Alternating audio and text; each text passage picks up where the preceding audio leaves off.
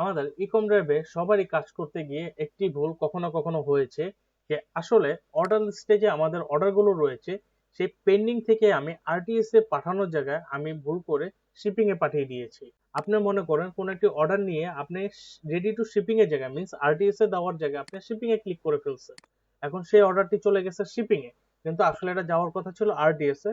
এখন এটা যেহেতু এখান থেকে প্রিভিয়াসে নেওয়ার যাওয়ার কোনো অপশন নাই, তো সেক্ষেত্রে আপনি এটা কি করতে পারেন, এটার জন্য একটা ট্রিক্স হলো যে আপনি এখান থেকে চাইলে এই ইনভয়েসটি কপি করবেন এবং আপনি অ্যাপ্রুভ অর্ডার থেকে একটু নিচের দিকে আসলে দেখতে পারবেন যে সুপার এডিট নামে একটি অপশন আছে।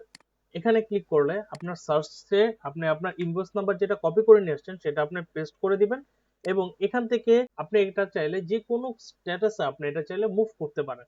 তা আমি যেহেতু ভুল করে পেন্ডিং থেকে আরটিএস এ দেওয়ার জায়গায় আমি শিপিং এ দিয়ে দিয়েছি, তো আমি এটা আরটিএস এ মুভ করতে চাচ্ছি। তো সেই ক্ষেত্রে আমি স্ট্যাটাসটা চেঞ্জ করে জাস্ট আপডেট করে দিলেই আপনি যদি এখন অর্ডার লিস্টে চলে যান তাহলে আপনি এখান থেকে দেখতে পারবেন যে আমার সেই অর্ডারটি শিপিং এর জায়গায় আরটিএস এ চলে আসে। এরকম আরো ট্রিক্স এন্ড টিপস জানার জন্য ইকম ডেভের ইউটিউব চ্যানেলটি সাবস্ক্রাইব করে রাখবেন। ধন্যবাদ।